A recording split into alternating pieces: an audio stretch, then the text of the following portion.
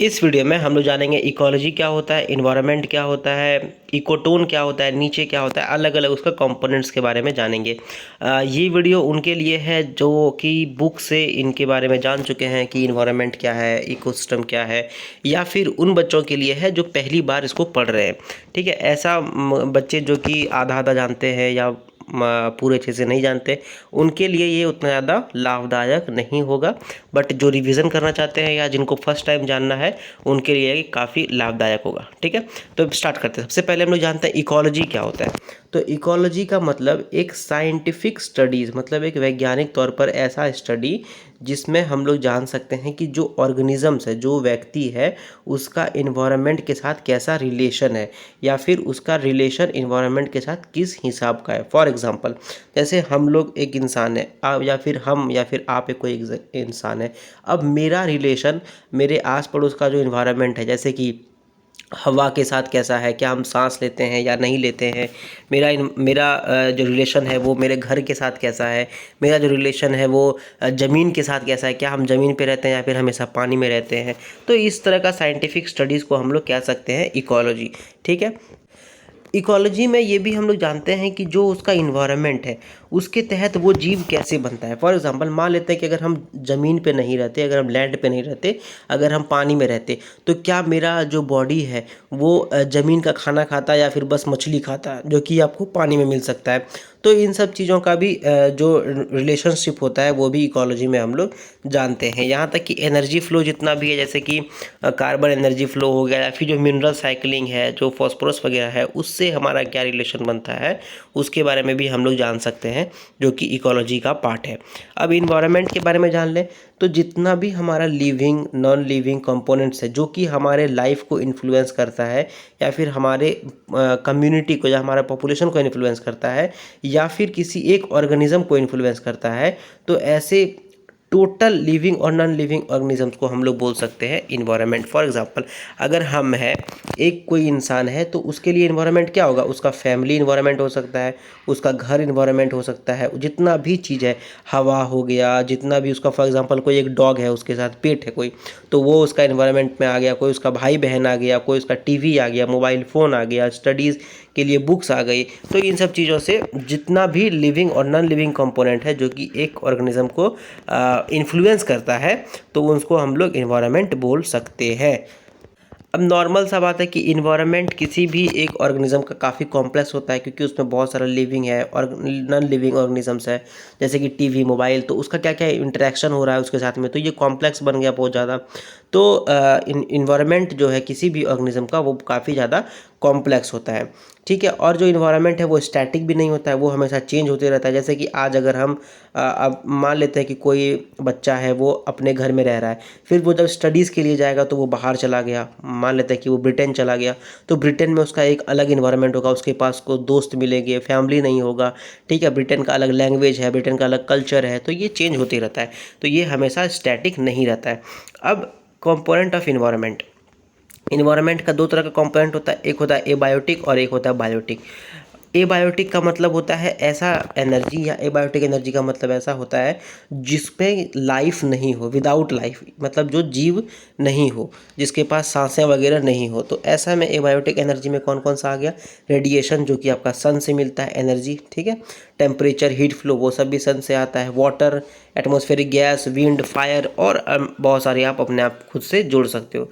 Biotic में जिसके पास जो कि लिविंग बींग हो, जो कि सांस ले रहा हो, या फिर जो जिंदा हो, ठीक है, तो ऐसे में आ गया green plants, non green plants, जैसे कि आपका अलगे वगैरह आ गया, डिकम्पोजर जो डिकम्पोज कर रहा है, एनिमल्स, मैन, ठीक है, इस तरह का जितना भी जानवर वगैरह है वो बायोटिक एनर्जी में आ गया।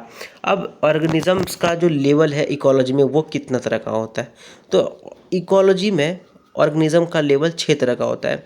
बाय द वे, कहीं आप लोग कंफ्यूज तो नहीं हो गए कि इन्वायरमेंट और इकोलॉजी क्या था, तो उसको हम सिंप्लीफाई फिर से एक बार कर देते हैं। ये है इकोलॉजी, ठीक है, और ये है अपना इन्वायरमेंट, ये है अपना इन्वायरमेंट। अब देखो, इकोलॉजी में क्या था कि हम लोग साइंटिफिकली रूप से किसी भी ऑर्गेनिज्म का, किसी भी एक व्यक्ति का उसके अलग अलग जितने भी कंपोनेंट्स हैं, जैसे कि लिविंग ऑर्गेनिजम्स या फिर वगैरह वगैरह, उससे क्या रिलेशन है उसको हम लोग पढ़ते हैं इकोलॉजी में।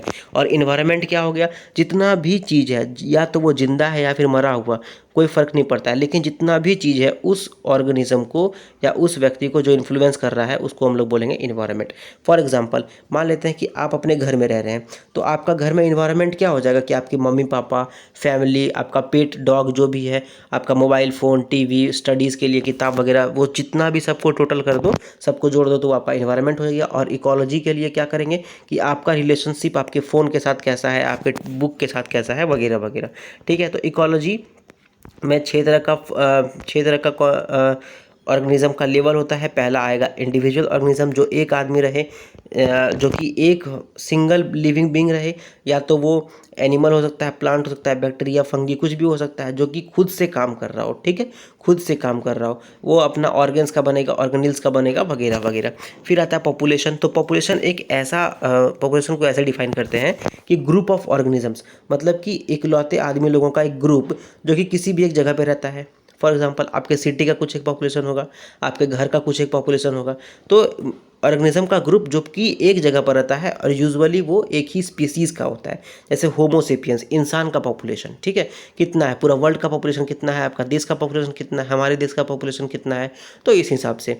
उसके बाद पॉपुलेशन ग्रोथ रेट क्या हो गया कि जितना परसेंटेज, जितना भी उसका वेरिएशन हो रहा है, जो चेंज हो रहा है, कि किसी दो टाइम में, मान लेते हैं कि हमारे देश में 2010 में जितना था, 2020 में जितना हुआ, या तो वो बढ़ेगा या तो घटेगा, तो उसका परसेंटेज चेंज जो है उसको पॉपुलेशन ग्रोथ बोलते हैं। या तो वो बढ़ेगा या तो वो घटेगा, या तो वो पॉजिटिव होगा या तो वो नेगेटिव होगा।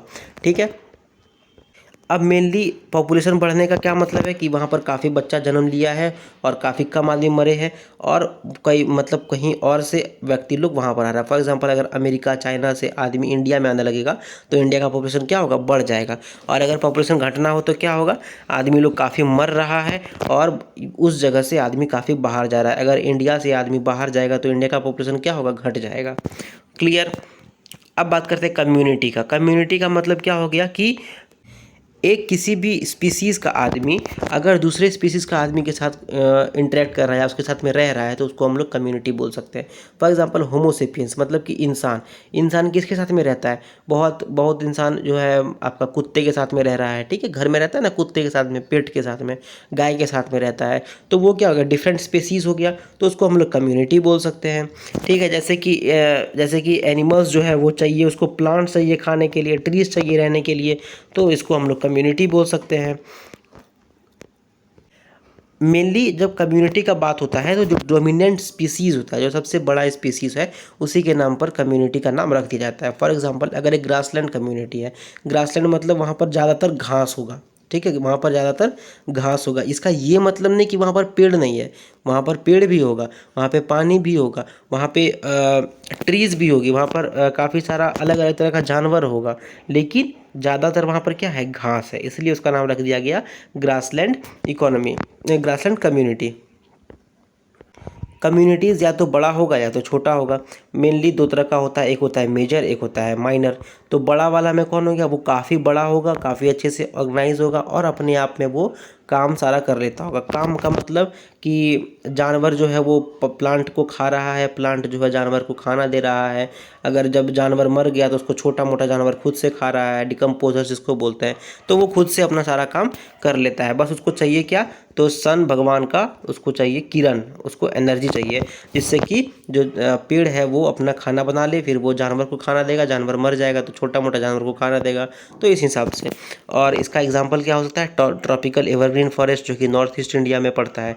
ठीक है, और अब माइनर कम्युनिटी का अगर बात करें तो वो बहुत ज़्यादा छोटा होता है, वो अगल बगल का जो एरिया है उस पर काफ़ी डिपेंडेंट होता है, और वो कम्प्लीटली इंडिपेंडेंट नहीं हो पाता है। जैसे कि अगर जब कोई भी काव डंग मतलब कि गाय का जो गोबर होता है, उसका जो पैड सूख साख के जब पैड वो बन जाता है, या फिर जो गाय का गोबर होता है उसमें देखिएगा काफ़ी सारा पिल्लू वगैरह लग जाता है, तो वो लीचेन हो गया। ठीक है, अब लीचेन को हर हर जितना भी उसका चाहिए, जितना भी उसको खाना वगैरह चाहिए, वो सारा उसको गोबर से नहीं मिलेगा, अगल बगल का एरिया भी उसको ढूंढना पड़ेगा। तो वो क्या होगा, वो माइनर कम्युनिटी में आया और वो पूरी अपने तरफ से इंडिपेंडेंट नहीं हो पाया। ठीक है, अब बात करते हैं हम लोग इकोसिस्टम का। तो इकोसिस्टम क्या होता है, इकोसिस्टम का मतलब हो गया जो बायोस्फीयर, जो कि बहुत बड़ा एरिया है, बायोस्फीयर को भी आप गोली मारो। तो इकोसिस्टम का ये मतलब होता है कि स्ट्रक्चरल और फंक्शनल यूनिट, जो कि तो इकोसिस्टम का मतलब हुआ कि जो फिजिकल इन्वायरमेंट है, जैसे कि पानी हो गया, अपना लैंड हो गया, और लिविंग बींग्स है जैसे कि इंसान हो गया, जानवर हो गया, तो ये खुद आपस में इंटरेक्ट करेगा और आपस में मटेरियल्स को एक्सचेंज करेगा। तो इसका जितना भी स्ट्रक्चर है, जो भी फंक्शन है, उसको हम लोग इकोसिस्टम बता सकते हैं। इकोसिस्टम में क्या क्या आएगा, बहुत सारा चीज़, मोटा मोटी सब चीज़ आ जाएगा इकोसिस्टम में, जैसे कि प्लांट है, ट्रीज़ है, एनिमल्स है, फिश है, बर्ड्स है, वगैरह वगैरह सब कुछ आ गया। इकोसिस्टम बहुत बड़ा हो सकता है या फिर बहुत छोटा हो सकता है, जैसे कि एक छोटा सा पेड़ भी हो सकता है। जैसे कि अब पेड़ है तो पेड़ में क्या होगा, बहुत सारा चिड़ियाँ आके रहेगी, चिड़ियाँ आके रहेगी, नीचे में काफ़ी सारा जीव जंतु रहेगा। तो जीव जंतु जो है, छोटा मोटा जो बैक्टीरिया वगैरह है, वो क्या कर रहा है, पेड़ में रह रहा है, पेड़ से खाना खा रहा है, पेड़ उसको दे रही है, और जब मर जाएगा तो पेड़ उसको यूज़ कर रही है। तो इसको क्या बोलेंगे हम लोग, इकोसिस्टम ही तो बोलेंगे, क्योंकि ये एक स्ट्रक्चर है, ये एक तरह का काम करना जा रहा है, एक फंक्शन चल रहा है, जो कि उसका फिजिकल इन्वायरमेंट, उसका लिविंग ऑर्गेनिजम्स के बीच में इंटरेक्शन हो रहा है, उसको एक्सचेंज किया जा रहा है मटेरियल्स एक दूसरे के बीच में। ठीक है, तो ये छोटा मोटा एक पेड़ भी हो सकता है या बहुत बड़ा एक फॉरेस्ट भी हो सकता है। अब हम लोग बात कर लेते हैं थोड़ा सा इकोलॉजी, इन्वायरमेंट और इकोसिस्टम के बारे में। मुझे उम्मीद है कि यहाँ पर आप अपने से खुद से कर सकते हो, बट अगर नहीं तो मैं आपको बता देता हूँ और आप अपने लैंग्वेज में उसको नोट डाउन कर सकते हो। तो सबसे पहले हम लोग बात करते हैं इकोलॉजी, यहाँ पर लिख लेते हैं। ठीक है, ये इकोलॉजी हो गया, ये इन्वायरमेंट हो गया, ये आपका इकोसिस्टम हो गया। तो इकोसिस्टम का मतलब क्या था, लिविंग ऑर्गेनिज्म या फिजिकल ऑर्गेनिज्म, मतलब कि इंसान और पानी, ये खुद के बीच में इंटरेक्शन करेगा, ये उसको कुछ देगा, वो उसको कुछ देगा, इसका जो पूरी फंक्शन है उसको हम लोग बोलेंगे इकोसिस्टम। अब बात करते हैं इन्वायरमेंट। यहाँ पर इन्वायरमेंट का क्या मतलब होगा, ये इंसान का जो भी अगल बगल में चीज़ें हैं, फॉर एग्जांपल यहाँ पर पानी था, यहाँ पर लैंड है, यहाँ पर और इंसान है, तो इससे जो भी इसका इंटरेक्शन चल रहा है, सबको अगर आप जोड़ दोगे तो इसको बोलेंगे हम लोग इस इंसान का इन्वायरमेंट। ठीक है, अब इकोलॉजी का बात करते हैं। इकोलॉजी में ये इंसान था, यहाँ पर पानी था, यहाँ पर लैंड था, यहाँ पे अलग अलग इंसान था।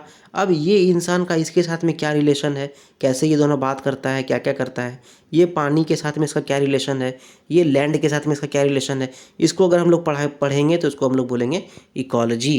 क्लियर बात।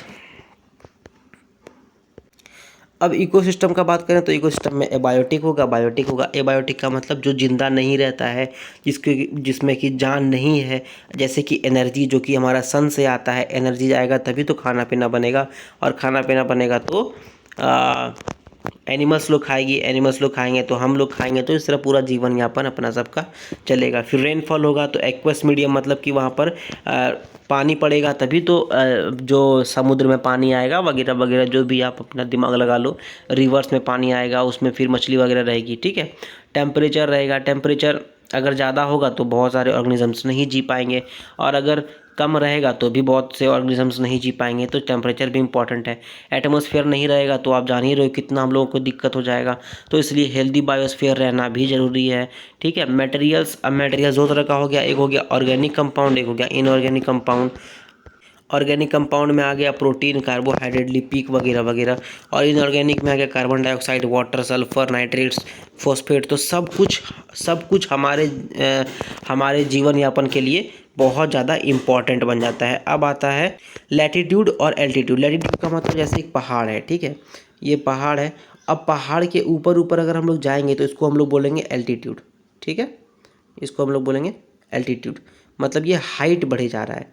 और लैटिट्यूड का मतलब क्या हो गया, जब हम लोग ऐसे, हम लोग का अर्थ है, ठीक है, अर्थ है हम लोग का ऐसे, तो यहाँ पर ऐसे ऐसे ऐसे अगर हम लोग बढ़ते जाएंगे, जैसे कि इंडिया से अगर रसिया की ओर जाएंगे तो हमारा लैटिट्यूड बढ़ते जाएगा। क्लियर। एल्टीट्यूड का मतलब पहाड़ पे अगर हम लोग चढ़ते जाएंगे तो उसका एल्टीट्यूड बढ़ते जाएगा। तो अब रसिया का जो क्लाइमेट है वो बहुत ज़्यादा ठंडा है, लेकिन इंडिया का क्लाइमेट उतना ठंडा नहीं है। ठीक है, वैसे ही जो पहाड़ के नीचे हिमालय का, अगर आप टॉप पे पहुँच जाओगे, अगर आप माउंट एवरेस्ट पे चल जाओगे तो वहाँ काफ़ी ज़्यादा वहाँ पे ठंडा क्लाइमेट है, लेकिन इन्वायरमेंट हिमालय के सबसे नीचे में उतना ठंडा क्लाइमेट नहीं है, तो इसलिए वहाँ पर भी काफ़ी सारा जो इंसान या फिर जो जीव जंतु रहता है उसमें वेरिएशन देखने को मिलता है। और बायोटिक कंपोनेंट्स बायोटिक कंपोनेंट मतलब जिसमें कि जान है, जैसे कि प्लांट, एनिमल, माइक्रोब्स वगैरह, ठीक है, माइक्रो ऑर्गेनिजम्स वगैरह। अब बायोटिक कंपोनेंट में एक आता है प्राइमरी प्रोड्यूसर्स, जिसको बोलते हैं ऑटोट्रॉफ, जो खुद से खाना बनाता है, वो खुद से कार्बोहाइड्रेट बनाता है और वो बना करके क्या देता है, नॉन प्रोड्यूसर। जैसे कि फॉर एग्जांपल अगर एक बकरी है, बकरी क्या करेगी, जा करके खाना खाएगी, घास को खाएगी, तो घास यहाँ पर क्या कर रहा है, खुद से खाना बना रहा है और बकरी उसको खा रही है, ठीक है। अब कंज्यूमर्स में आ गया कौन, हेटेरोट्रॉप्स, जो कि है अपना बकरी भाई।